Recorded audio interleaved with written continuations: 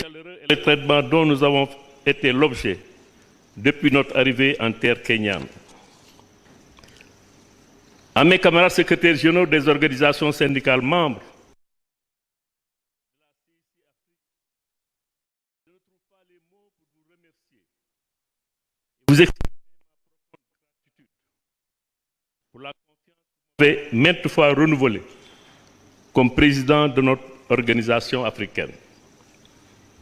J'associe à ces remerciements mon camarade et frère, Kwasi Amankwa, secrétaire général de la CIC Afrique, pour tout le travail qu'il a abattu et les énormes sacrifices qu'il a consentis pour porter la voix des travailleurs et des travailleuses africains partout dans le monde.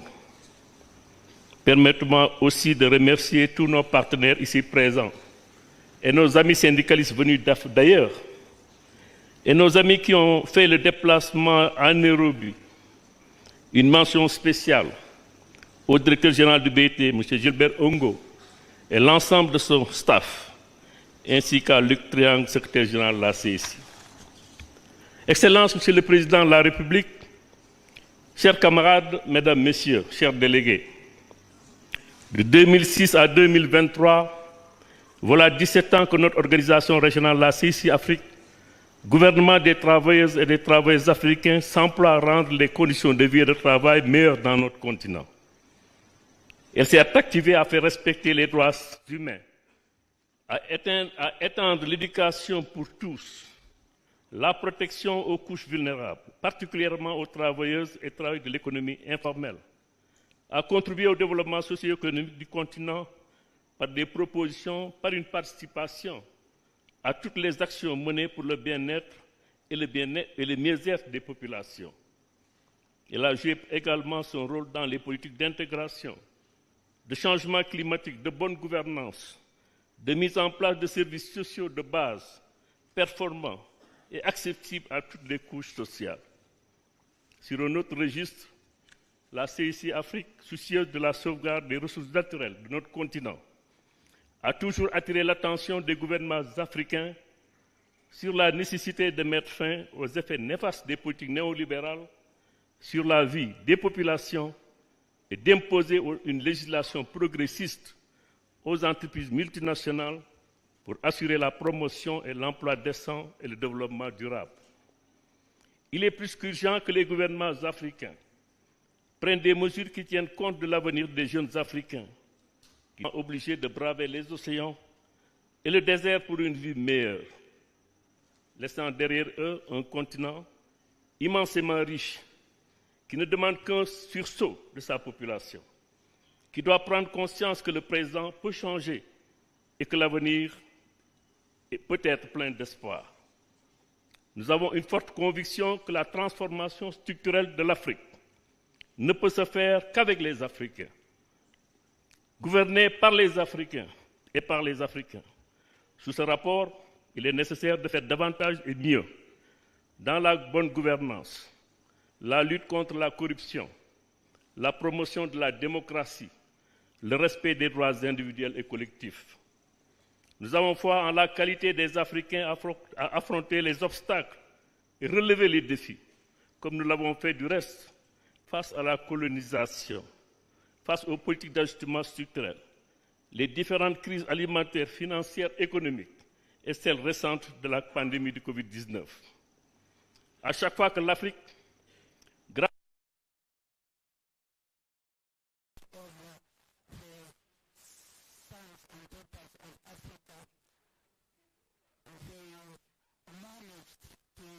absorb all the shocks on Africans. For example, the pandemic killed a lot of people, but our continent was resilient and had better results. Your Excellency, the President, honorable guests, ladies and gentlemen delegates, despite all the work that we have done and the goodwill of African trade unions, we should have democratic republic so that we can say on the continent where we have tensions with the resurgence of rebels and the jihadists, and we don't find solutions for the employment of the youth because Africa is not industrialized. We don't find solution to the management of our natural resources, and we were in the first rank in the fight for the consolidation of democracy and social justice. That's why we have this theme for the Congress. In this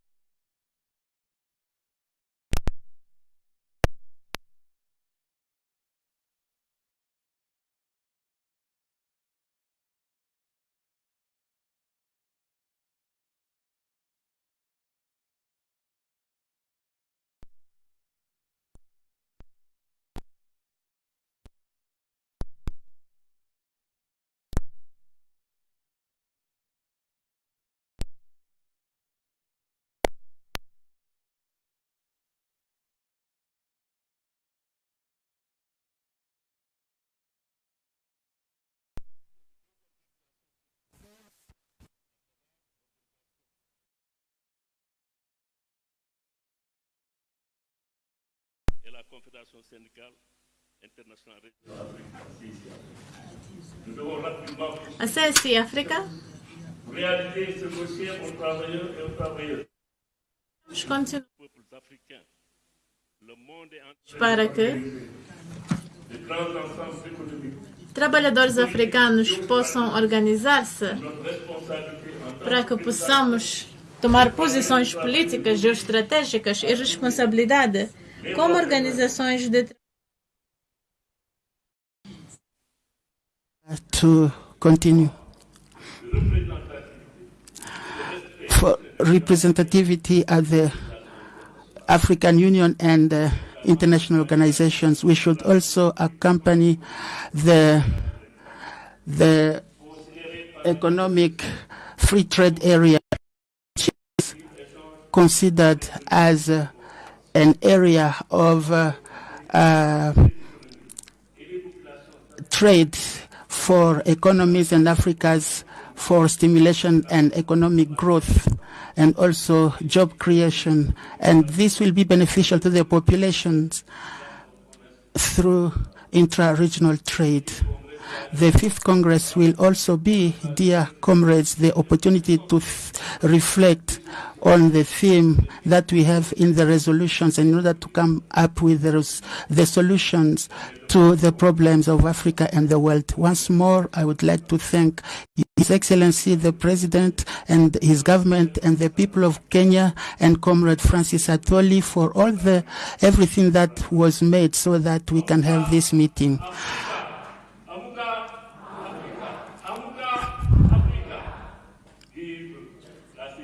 Long life ATUC Africa, long life ATUC. Thank you for your kind attention.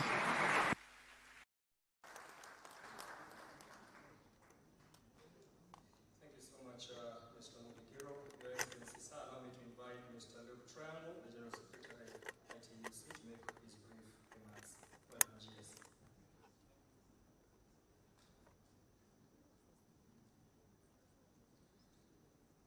His Excellency, President of the Republic of Kenya, dear Director General of the ILO, dear Gilbert, dear Minister of Labor,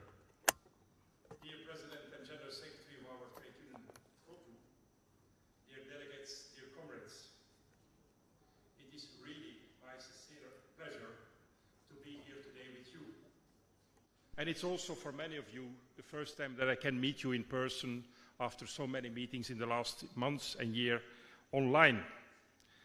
I first would like to thank the Republic of Kenya and our affiliate KUTU for their hospitality. And I do that also on behalf of all the foreign delegates that are here, and which are also very pleased to be here. We also thank you for the organization of this important conference. Bringing all African trade unionists together is an important event for this continent. And let me start by presenting to all the trade unionists in this room, and we are all trade unionists, to present you a win. The right to strike, which has been blocked for more than 10 years, delayed, where there was a refusal to dialogue with us as workers, the ILO governing body earlier this month has decided to refer this case, as we asked as workers, to the International Court of Justice. This is a win, because it is fundamental that the right to strike is seen as an integral part of the ILO Convention 87 on the freedom of association. There is no freedom of association without the right to strike. The right to strike is fundamental, and it has brought us where we are today. Nothing has been decided yet on this, because it's in the hands of the International Court of Justice. But let's cross our fingers that the International Court will confirm our view.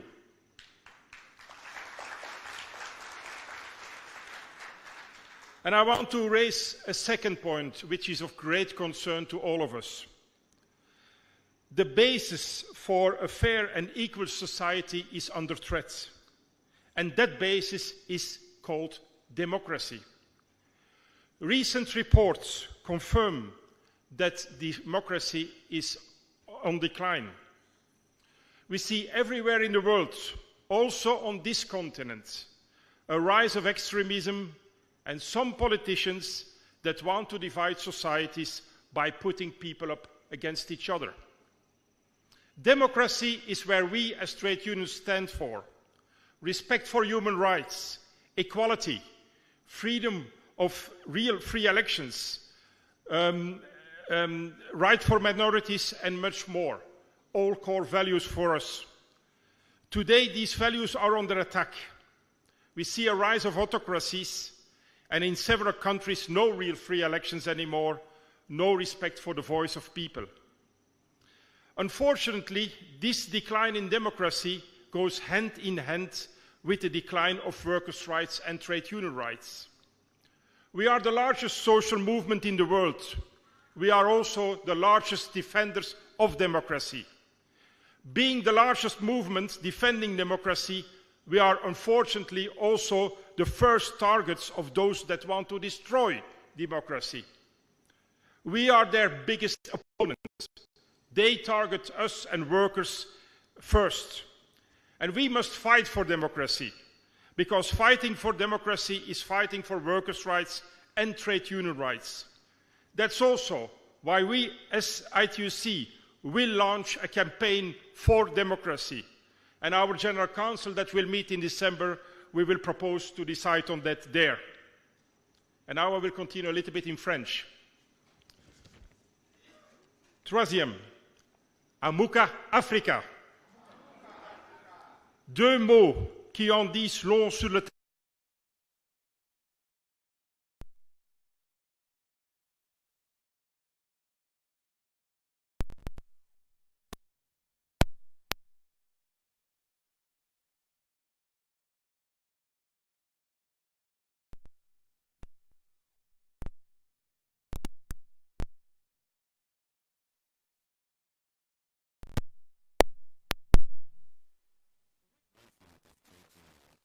Yes, as a trade unions, you have the duty to act and give to this continent is the first place in the continent, in the world. And we know that this continent have got resources, youth who are well educated and have a lot of potential.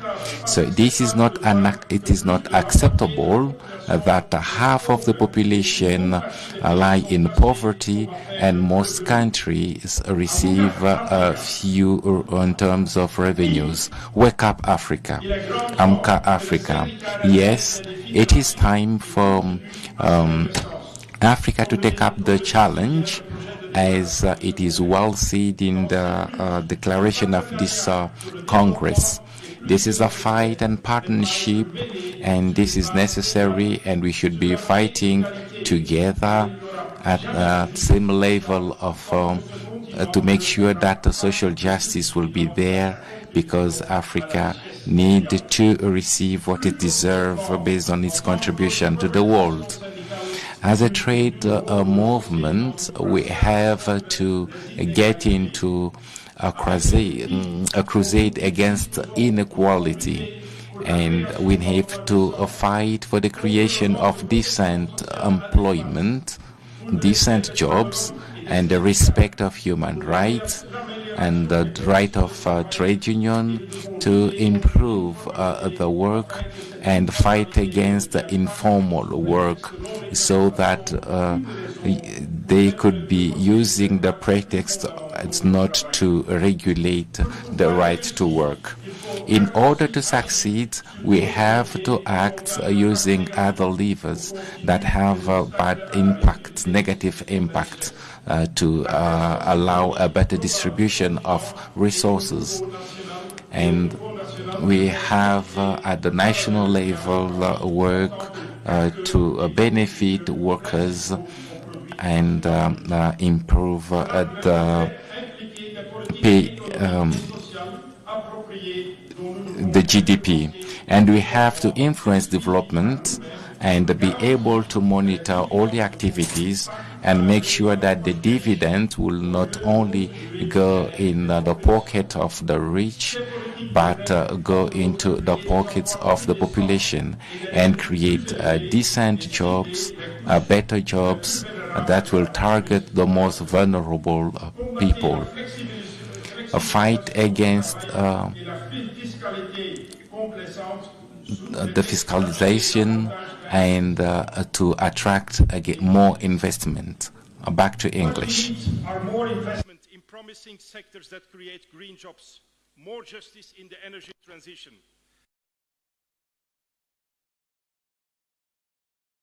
Creating jobs elsewhere is a reality that can and should not return on this continent. On the eve of COP28 in Dubai, the greening of jobs and economy is more than sensitive in the context of the continent's commitment to its intensive industrialization and the modernization of the agricultural sector. Recurring questions are also African sovereign debt, untransparent financial flows on this continent and elsewhere in the world, and others that create asymmetries in economic structures. They also should be addressed.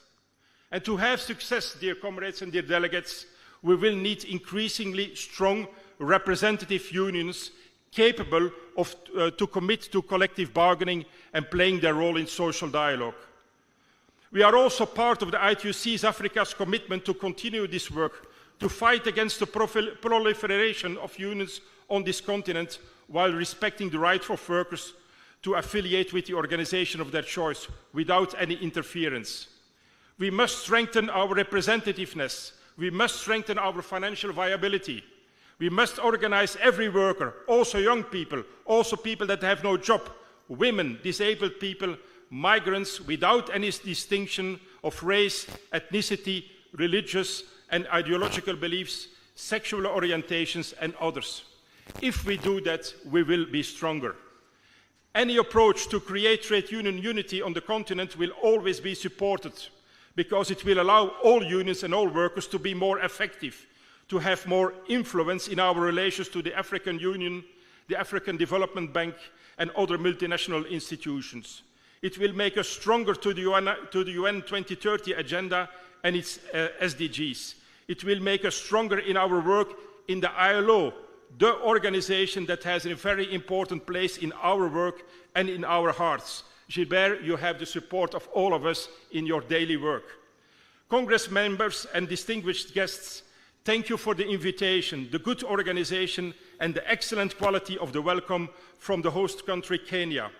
All that remains for me to do is to wish you and us together a good, peaceful Congress and fruitful debates. I have your continent in my heart. Let's work together for a strong I2C Africa and a strong I2C worldwide. Africa, asante sana. Thank you.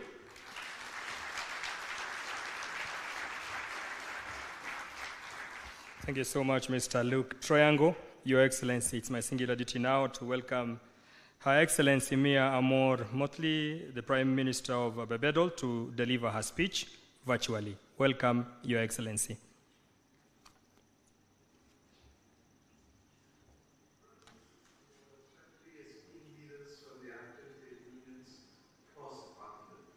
I greet you at a moment today when the world is at best at a significant inflection point, and at worst at a major crossroad. Recently, I've taken to saying that we're living in the age of superlatives, and you've just seen it as they have. The news channels and social media timelines are filled with them, the hottest ever, the highest ever, the lowest ever, the strongest ever. Their story headlines reel off a litany of superlatives connected to truly worrying statistics that speak to catastrophic rises in atmospheric and ocean temperature, restrictions in natural habitats and species, and increases in the prevalence of poverty and inequality, and unprecedented levels of national debt and possibility for too many people. When I combine this with the war and the social unrest across the world, I must admit that sometimes it is challenging even for an eternal optimist such as myself to see a silver light. Yet, despite these challenges and causes of deep concern, there is one superlative that fills me with the most optimism about our planet's future, and that is the young race. Africa, the cradle of civilization, is now home to most of the world's young people. So much has, can, and must be said about the debilitating impact and legacy of unjust and exploitative colonial rule. And truthfully, so much can and must be said about self-imposed burdens across our own continent and regions as it relates to conflict of our very own people. We have and always can do better, but now is not the time for that conversation, which must take place at some point, and indeed for the accompanying solutions that are required by us. But today I want to address you not just as a head of government, but as a believer in the capacity and undeniable spirit of resilience that defines the journey of the African on the continent and in the diaspora.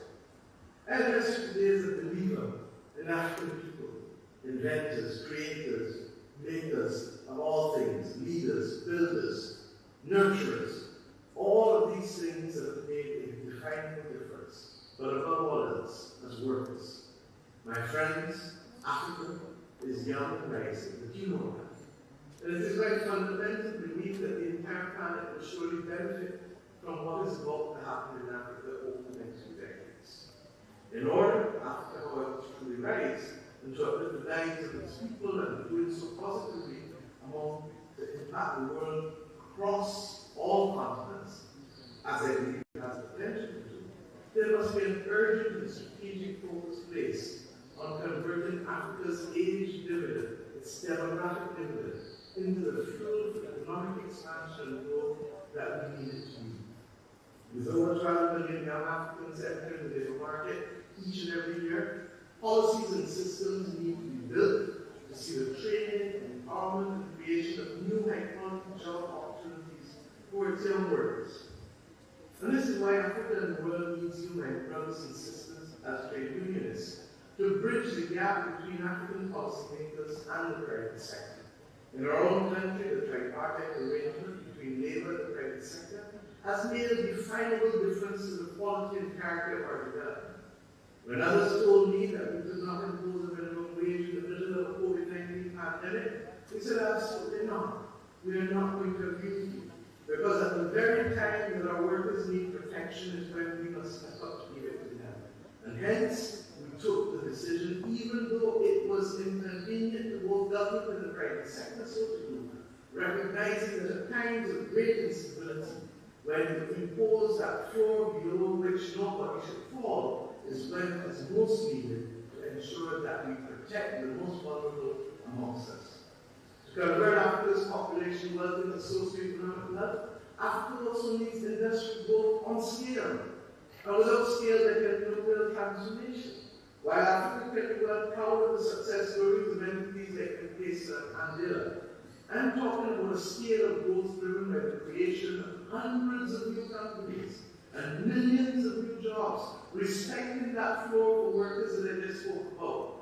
Those jobs in manufacturing, hospitality, clean energy, creative industries, finance, and of course digital technology, servicing not only the needs of Africa, but servicing the needs of the world, where 1 in every 4 persons in a few decades will be African. I'm talking about a scale of growth that will see Africa not only playing catch up, but setting the pace and carving its mark in the 4th Industrial Revolution. All of my brothers and sisters, this economic growth would come to naught if it didn't directly uplift the lives and conditions of tens of millions of families across the continent. That's why I talk about the floor. That's why we need to educate our kids that wealth is not just cash in hand, but the ability to transfer it from one generation to the next and to be able to uplift as we do so. Beyond economic and technological strides, the vision of Africa rising heralds a social transformation. Gender parity initiatives are gaining momentum, and women are claiming their space in the workforce. Education as a cornerstone of social progress and transformation is critical for the creation of a vast number of skilled workers. As leaders of labor unions, your commitment to education and training and skills development is absolutely paramount in ensuring that our workers and their children are not just participants, but drivers of this global economy. As leaders of labor unions, you're not just witnesses, but you are the architects, or as we would say in our anthem, the firm craftsmen of your faith. You are the architects of this movement, steering your workforce towards a future of shared prosperity. And by extension, if you do so with your numbers, it must inevitably have an impact on the condition of workers across the globe, even outside Africa. Together, with a shared vision and unyielding determination, let us continue building a continent where economic growth is inclusive, technology is a force for good, and social progress knows no bounds. And environmental sustainability, my friends, is our guiding star. Africa is not just rising for itself, but its rise will make the world a better place for all. And that is why I continue to refer always to the nurturing nature that is the power of Africa as the cradle of civilization. My hope is that Africa rising is not a mere proclamation, but a collective promise that we make together to reach new heights and to uplift the lives of African people on the continent, in the diaspora, indeed everywhere. And not just for us alone, but by extension, to ensure that just as you have been the cradle of civilization, you will be the one that helps stabilize the planet and its biodiversity everywhere. Thank you.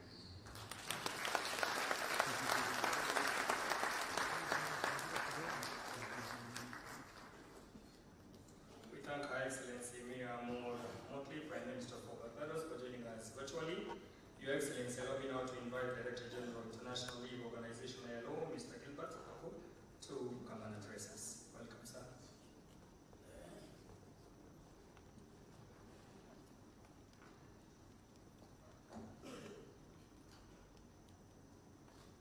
Excellency President William Ruto, President of the Republic of Kenya, Cabinet Secretary for Labor and Social Protection, Honorable Florence Bo, Prime Minister of Barbados, that we just heard, Her Excellency Motley. Let me also recognize the President of ITUC Africa, Modigiro, the I2C General Secretary Luc Triangle, the ITUC Africa General Secretary Kwasi Aduamankwa. Let me also recognize the Secretary General of Kotu Kenya, Francis Atuoli. Dear colleagues, I see and I recognize so many of you from other regions, from the Americas to to Asia and to Europe. I'm tempted to say welcome to Africa, but let me start by sincerely express my deepest gratitude to President Ruto, to the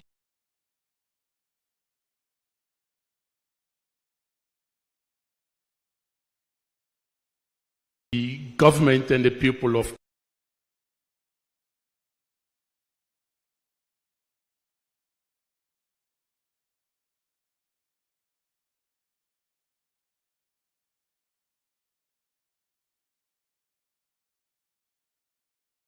the International Labour Conference. Dear delegates, since this is the first time that I have the opportunity as Director General of being with all of you from the continent, let me thank you sincerely from the bottom of my heart for the decisive role that the African Trade Union movement has played in my election as Director General of the ILO.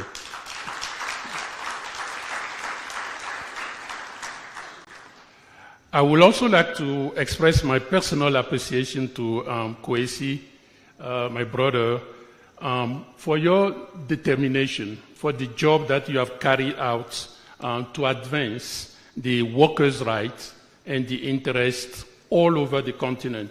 As a trade union leader, first in the Ghana Trade Union Confederation, and then as General Secretary of ITUC Africa. This is really exemplary for us.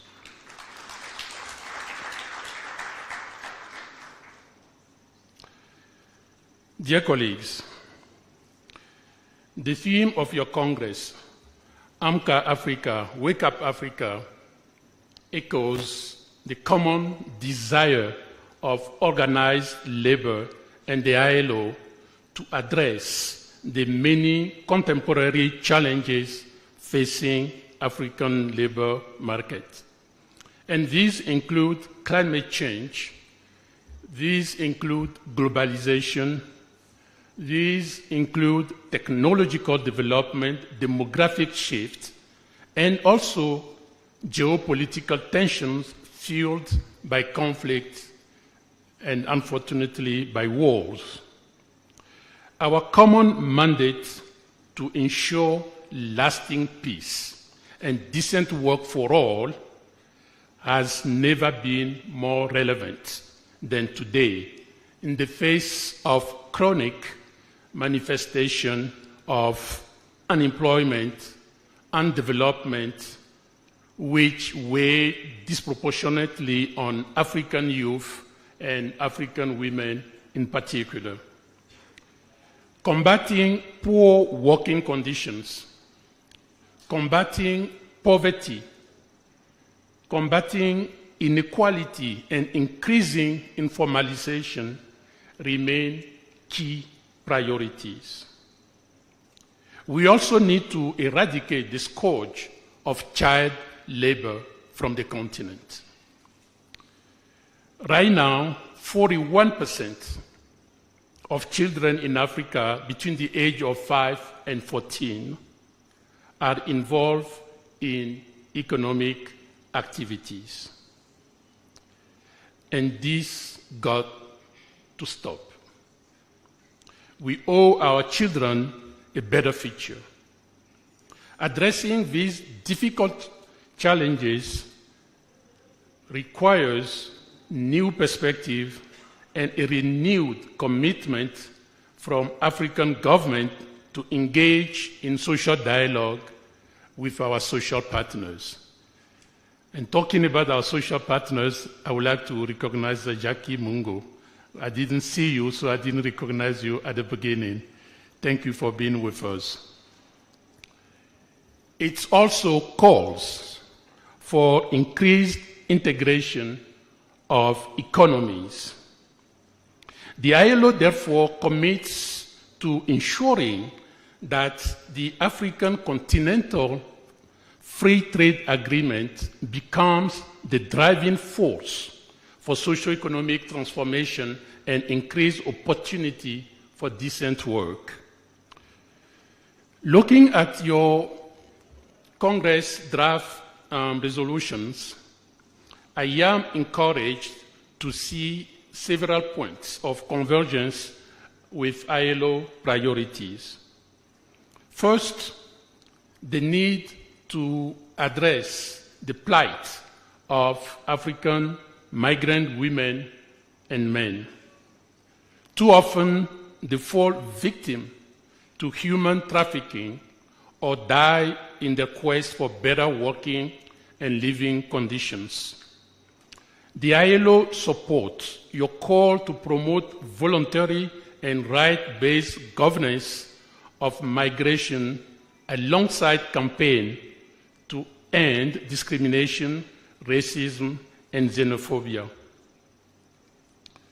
We will thus be stepping up our work to promote fair labor migration that benefits migrant workers as well as countries of origin as well as countries of destination.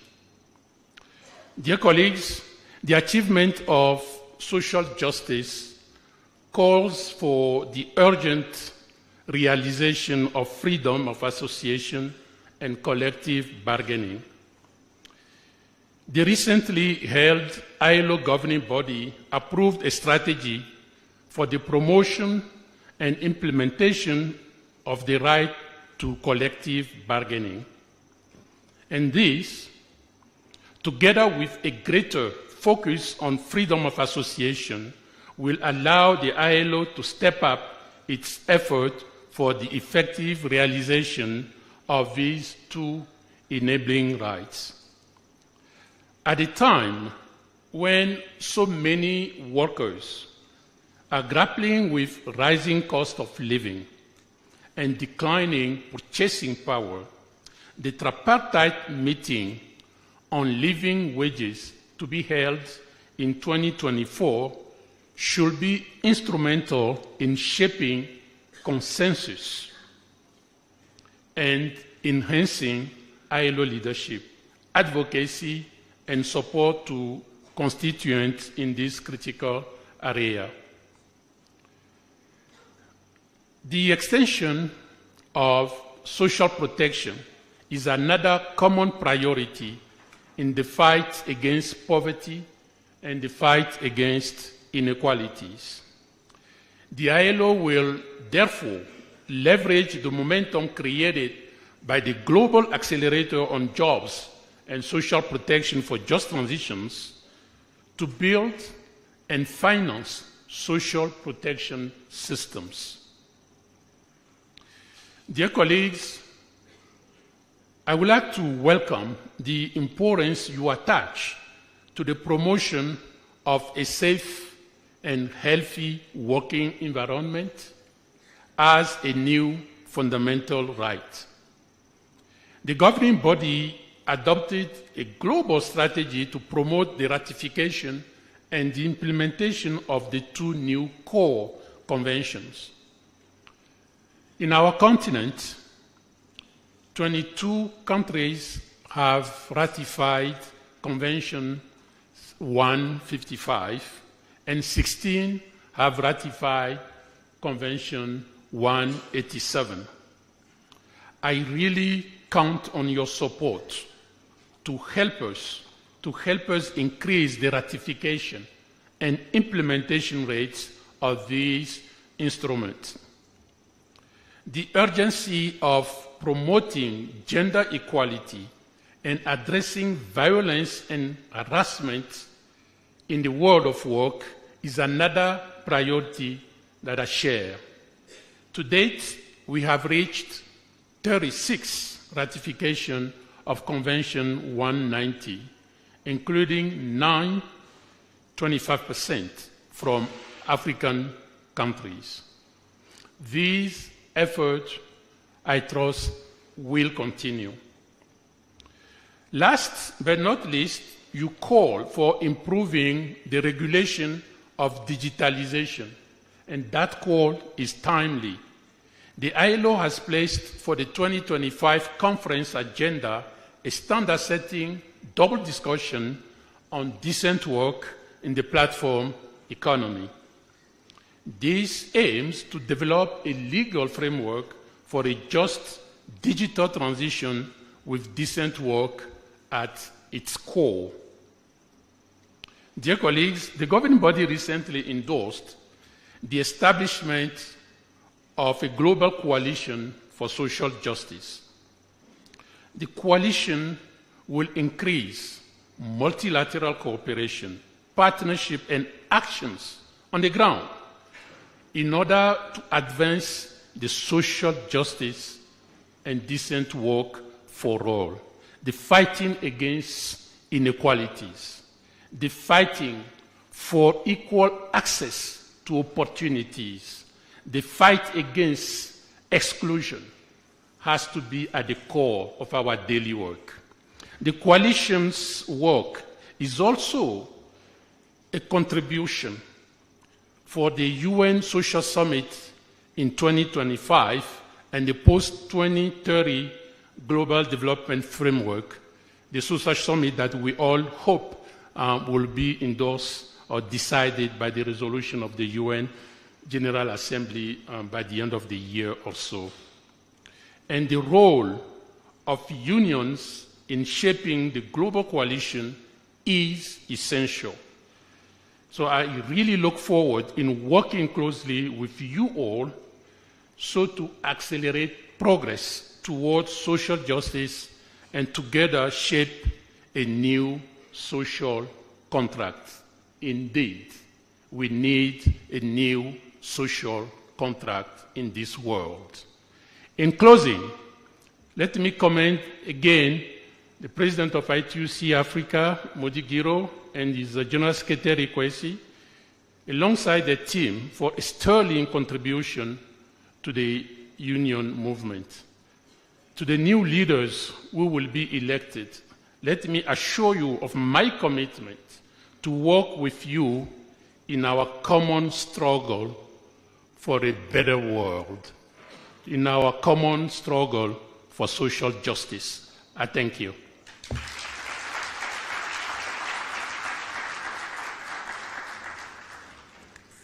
Thank you so much, Director General ILO, Mr. Gilbert. Your Excellency, allow me to invite the Secretary General, Central Organization of Trade Union, Ndugu Francis Atwoli. Let's welcome Brother Francis Atwoli. Thank you very much, my brother. I'll start by recognizing His Excellency the President, William Samoei Ruto, President of the Republic of Kenya, and Commander-in-Chief of the Defense Forces in our country. Her Excellency, the Prime Minister of Barbados, Honorable Mia Motley, whom we have just listened to virtually, our Cabinet Secretary for Labor and Social Protection, Sister Florence Bore, the International Labour Organization, Director General, Brother Gilbert Hogbo, the Director of the International Labour Organization, ACTRA, Sister Maria Elena, Sister Jacqueline Mugo, who is with us here, Executive Director of the Federation of Kenya Employers, Brother Fred Redmond, Secretary Treasurer of the American Federation, or FLCIO in brief, short, the General Secretary of the International Trade Union Confederation, Brother Luke Triangle, and the President of the International Trade Union Confederation African Region, Brother Moody Giro. My own brother that we have worked together, Brother Kwesi Adua-Mankwa, the General Secretary of our organization on this continent, ITUC, the General Secretary of the Organization of the African Trade Unions Unity, Brother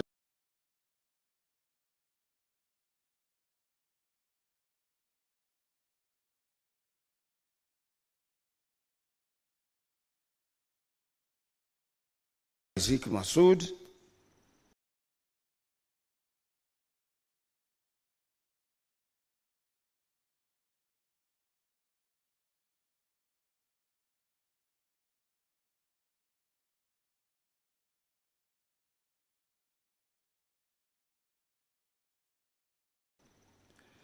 and also let me take this opportunity to welcome and recognize by providing education to shop-level leaders, branch secretaries, and those associated with labor movement on our continent.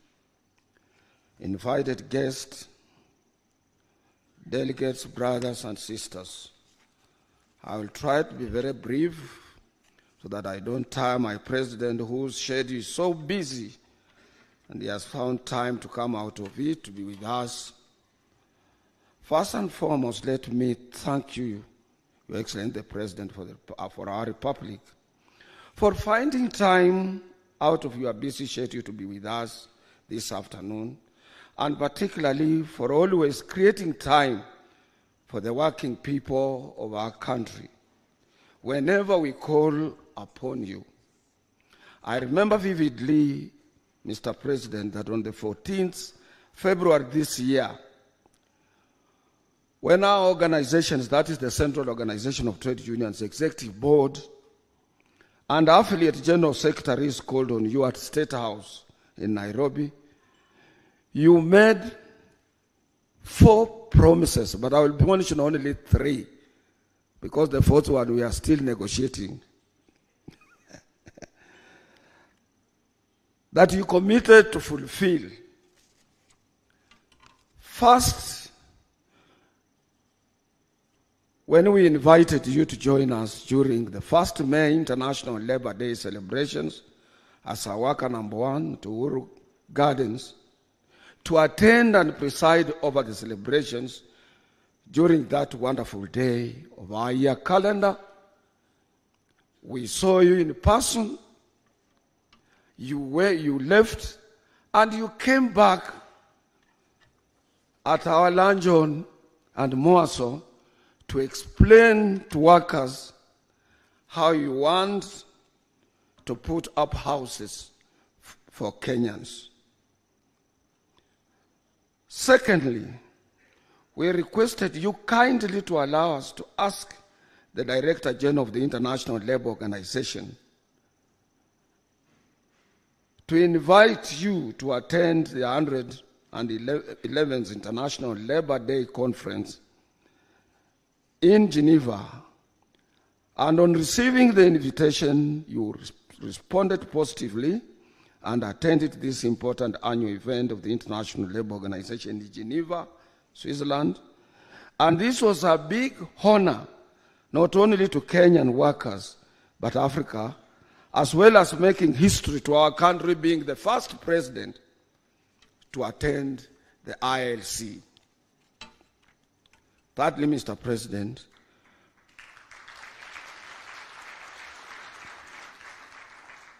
was our request for you to come and grace today's International Trade Union Confederation African Region 5th Congress. You also agreed and kept your word, and here you are, Your Excellency. What else do I say? We thank you for keeping your word, Your Excellency. We are aware, we have been in public life, Your Excellency. Very few political leaders who are committed to the ideals of keeping up their words, and you are one of them. who keep there. Whatever you say, you make sure you are up to it. Let me also take this opportunity, Mr. President, on behalf of Kenyan Trade Union Movement, to humbly welcome all delegates and guests to this important 5th African ITUC Congress in our country, Kenya, and I hope and trust that you will feel, my brothers and sisters, you will all feel comfort while here in this capital of our country, Nairobi. At the same time, let me take this opportunity to thank the government of His Excellency, the President, William Samoei Ruto, whom we are with here, to have waived any payment on visas. All of you, none of you paid any penny on a visa. And if there is any, here he is, you will be refunded your money. And let me tell you, it is his policy, and he has preached it everywhere on the continent, wherever he goes, that he wants Africa of free visas, so that he can be able to promote free movement of persons on this continent, free trade amongst ourselves, to promote intertrade and ease flow of communication on our continent. That is part of what he has been preaching. We thank you for these bold steps, Mr. President, and continue preaching this. For example, we in the East African community, we don't require somebody visiting Uganda and he has a visa from Uganda or Tanzania or Rwanda or Burundi or Somalia now to come to Kenya and is being asked for another visa. In the same breath, Your Excellency, as a labor leaders, we can attest here today that you remain fearless leader who never shy away from receiving criticisms. Let me tell my colleagues to know that. Considering that I personally, as Francis Atwoli, Secretary General of COTU, for so many years, I have been one of your great critics, who before your election, I criticized you on every proposal you made to the electorate. But as a true Democrat in our democratic society, after your election, you said, you guy, come around, let's sit down, and we agreed to work together and promote workers and Kenyans' interests at large. That is a true reflection of a true democratic leader. When my colleagues all over the world, they were worried that, oh, maybe this will have to be what happens maybe elsewhere, you changed the narrative, it became positive, and you moved closer to us more than any other organization. And we thank you for that. And I think that is a very good example for the young generation and those who aspire to be leaders for the purposes of creating a united nation, a nation that cares about other leaders and respects the views of them or whatever time from those who are opposed to them. You have also continued, not only that you didn't stop there, you have also continued to engage workers always. You have given us audience to which we remain grateful as we equally continue championing for the aspirations of working men and women in our country. Most of people say, why is no court talking about the cost of living? Why court is not talking about issues related to taxation and so on? Why court is quiet when people are doing this? But I can assure you, and here the president is, I have time and again engaged the president. He has given us his side of his story, and we have given him our side of story. And we have given ourselves time bound that we expect things to change. I remember when I took over our organization, there were a lot of problems. That is the Central Organization of Trade Unions. It could not afford a ticket, even of one guest or a delegate or whatever. But I can assure you, President, that our organization is one of the powerful organizations on the continent of Africa. And as you see us here, for my brothers and my sisters, we have hosted them as Central Organization of Trade Unions. And this is it shows maturity and more committed leadership to an organization that is able to host brothers and sisters in magnitude numbers as those that you can witness here. This is what also some of our colleagues stand for, like Nigerian Labour Congress, Ghana TUC, and so many other trade unions on the continent do. It's not only KOTU, but we also emulate our brothers from elsewhere, including Senegal, where Brother Mudi Giro comes from. Your Excellency, you extended us this honor by appointing me recently as a member of the Health Insurance Authority to be part of the teams that is spearheading social health reforms in our country. And your government is putting in place some mechanism to make sure that we have a working workers and Kenyans health insurance for all. Let me tell you something, Your Excellency.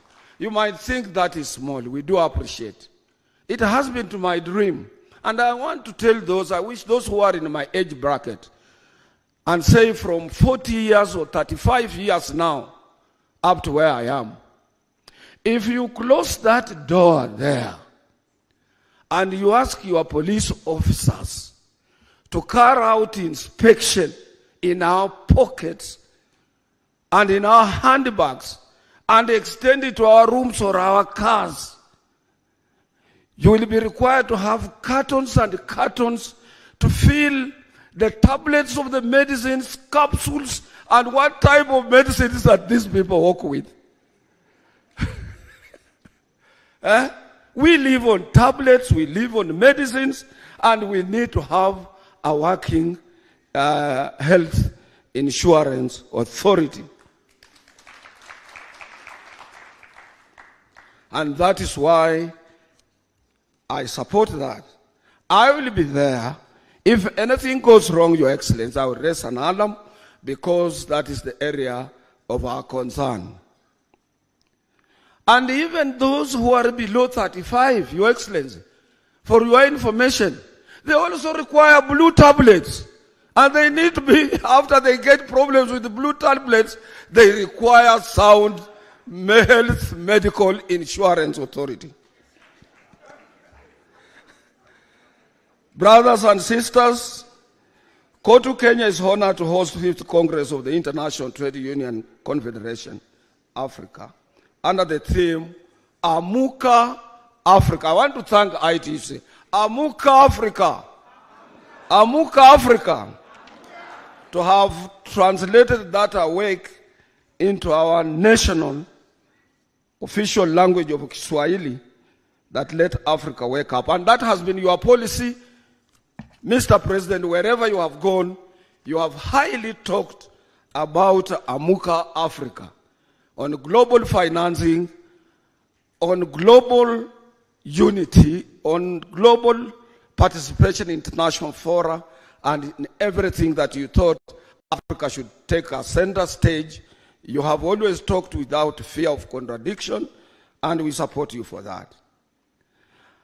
However, as I have always said, Africa is awake, and as workers, we must always unite, for we have nothing to lose but our chains. In the pursuit of a brighter future for our workers, we must acknowledge the pressing need to build skills across the African continent, because our workforce deserves the opportunity to thrive in an era of rapid change. You can do so if you are working closely with governments. I want to thank governments, not only our government here.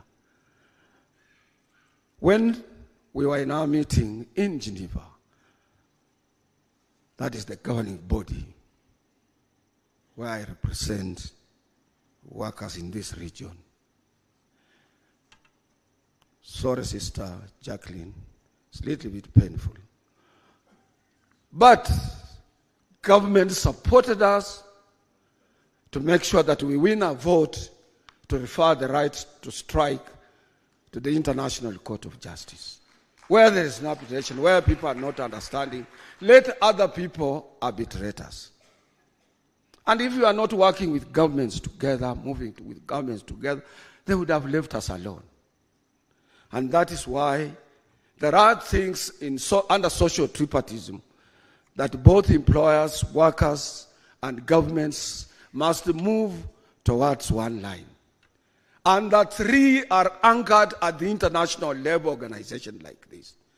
That is why, after our elections and our party lost to his party, to the party of the president, I told my colleagues, I go back to where I belong.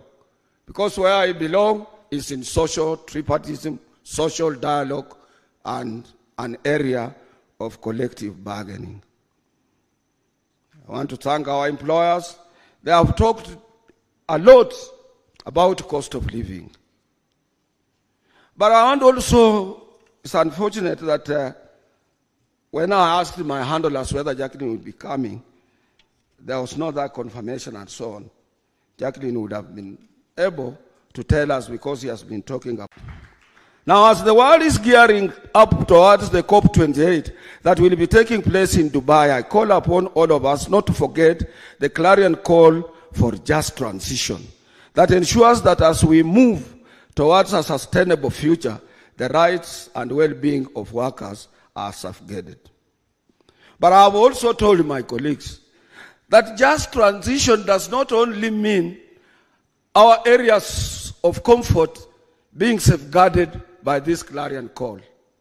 It also means that we are transiting from the current situation of agitation to next level. We cannot continue, remain in the agitation which has been our background for years. We must move to a next level from agitation to articulation so that we can attract both our employers and government to sit down and see what is good for workers and what do we need to have.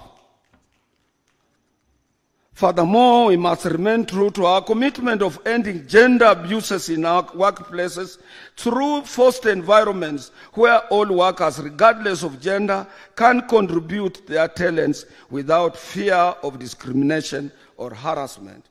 At this point, let me thank Mr. President for the further support you have extended to us by constituting a tripartite committee that is now working towards the process of ratifying various international labor conventions in the country, notably Convention number 190 and Convention number 189, to which you have made references to in various addresses that you have made, both locally and across the globe. We kindly ask your government to hasten this process and carry out this ratification as the world is watching us, Your Excellency. Brothers and sisters, it is about time that African continent adopts the high roadmap towards social protection. The well-being of our workers should not be compromised for short-term gains because social protection measures are not only a mark of a civilized society, but also an investment in the stability and resilience of our workforce.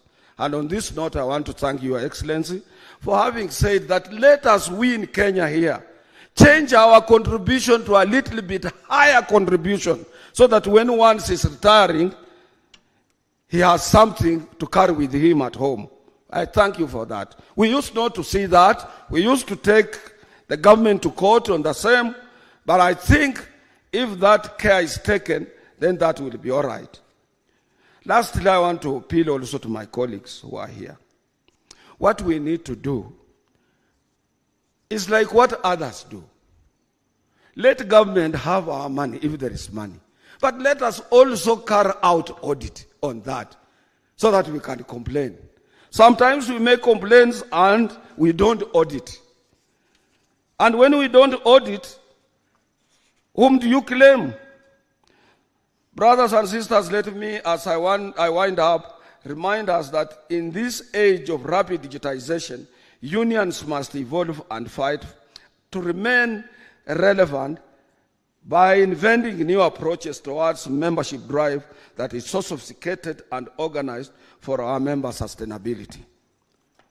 I want to declare to our brothers here in Kenya and those who are from elsewhere in Africa that I've had a short meeting with the Director General of the International Labour Organization. One of the flags I raised was towards this issue of digitization and digital economy and so on. We need, as leaders, to go to the drawing board and understand it